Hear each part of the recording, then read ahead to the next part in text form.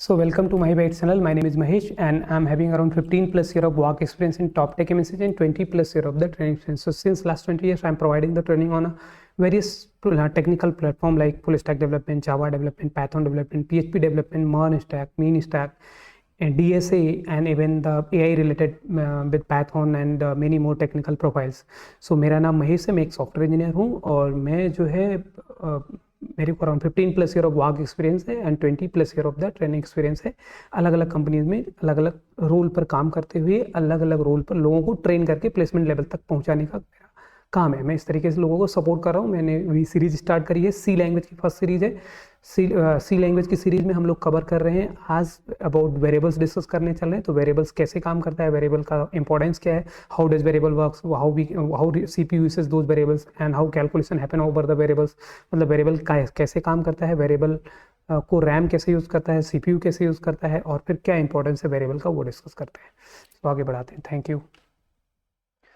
So variable एक important concept है, coding के टर्म में बहुत ही इंपॉर्टेंट रोल ये प्ले करता है। तो वेरिएबल के डेफिनेशन के टर्म में अगर बात करें तो a variable is a space where we can store a value. Variable एक स्पेस है जहाँ पर हम एक वैल्यू स्टोर कर सकते हैं। Variable allocate space in RAM, memory में स्पेस एलोकेट करता है। Variable allocates space in RAM, random access memory. And a variable value can be changed, एक वेरिएबल की वैल्यू चेंज हो सकती है। CPU fetches value from RAM and it does the calculation and store result back to the memory। तो CPU को support करता है। जैसे CPU के पास मेमोरी नहीं होती है तो CPU किसको हेल्प लेता है, किसका हेल्प लेता है, रैम का हेल्प लेता है। CPU takes the support of the RAM for holding the value। तो RAM will hold the value, RAM will store the value and RAM will provide the value to the CPU for calculation, and after doing the calculation it will store the result back to the RAM। सो क्या करता है CPU RAM से value लेता है, calculation करता है और back result store कर देता है। जैसे फॉर एग्जांपल मैंने इंट ए बी सी यहाँ पर 3 वेरिएबल बनाया, देखो ए बी सी 3 वेरिएबल बना दिया। So here I am creating 3 variables. A is equal to 10 कर दिया मैंने, मतलब ए में एक स्पेस बन जाएगा कहाँ पर, रैम में। तो रैम में एक स्पेस ए बन जाएगा, उसमें एक 10 वैल्यू स्टोर हो जाएगी। जैसे इक्वल करूंगा स्टोर हो जाएगी।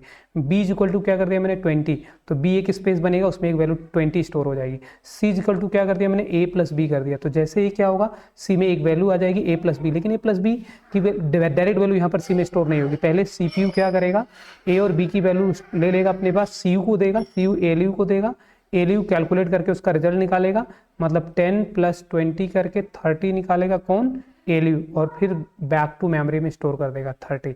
सो ये चीज़ थोड़ा ध्यान रखना है कि कैसे वेरिएबल काम करता है। तो 30 यहाँ पर आ जाएगा।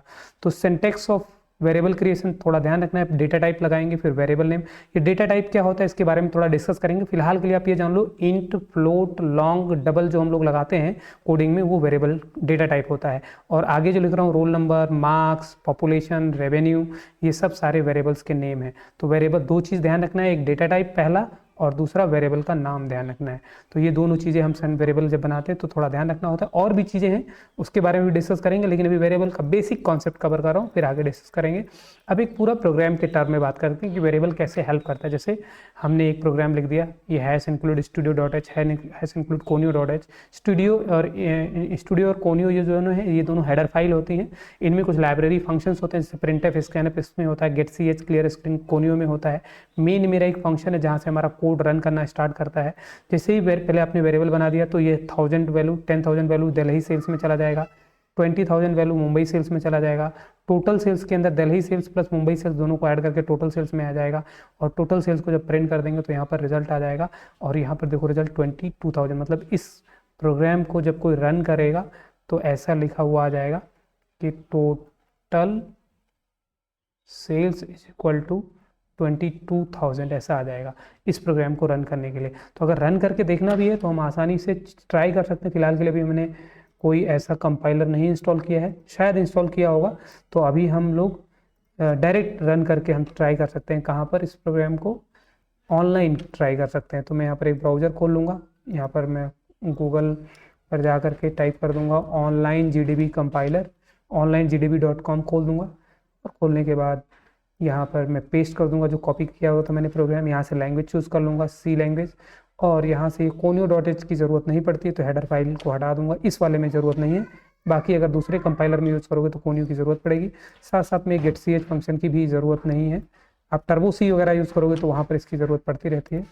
ये ऐड बंद कर देता हूँ। अब यहाँ से मैं सीधा रन कर सकता हूँ और ये मेरे को आउटपुट नज़र आएगा, लेकिन अभी कुछ एरर दिखा दिया है। क्या बोला है? मुंबई सेल्स में शायद यहाँ पर एक M कैपिटल हो गया, इसको M स्मॉल कर देता हूँ, फिर से रन करता हूँ। तो यहाँ पर ध्यान रखना, मुंबई M स्मॉल में, तो यहाँ भी M स्मॉल में ही आएगा। रन कर दूंगा तो ये देखो टोटल सेल्स इस तरीके से रिजल्ट निकल करके आ जाएगा। तो ये हो गया हमारा कौन सा प्रोग्राम हो गया। इस तरीके से हम प्रोग्राम बना सकते हैं। अब दूसरा प्रोग्राम अगर थोड़ा डिस्कस करें तो देखो एक छोटा सा प्रोग्राम और है यहाँ पर, उसके बारे में भी डिस्कस कर लेता हूँ। वेरिएबल्स का ही डिस्कशन यहाँ पर करने वाला हूँ मैं। तो वेरिएबल कहाँ पर हम लोग यूज़ कर रहे हैं, तो मैंने देखो यहाँ पर 3 वेरिएबल बनाया, एक प्रिंसिपल वेरिएबल बनाया, एक रेट वेरिएबल, एक टाइम वेरिएबल। प्रिंसिपल में मैंने डाल दिया 1000, रेट में 10 और टाइम में 2। मतलब मेरे पास 3 वेरिएबल, प्रिंसिपल P में डाल दिया मैंने 1000 और एक वेरिएबल मेरा R, शॉर्ट में लिख रहा हूँ, R में 10 और एक वेरिएबल मेरा T में मेरा 2।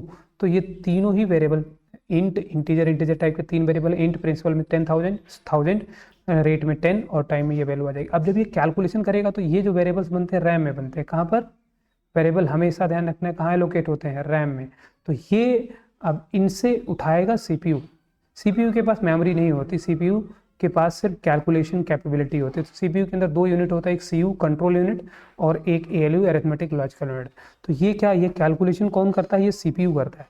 तो ये तीनों वैल्यू CPU अपने पास वेरिएबल से ले लेगा, CU ले लेगा, ALU को देगा, ALU कैलकुलेट करके रिजल्ट निकालेगा।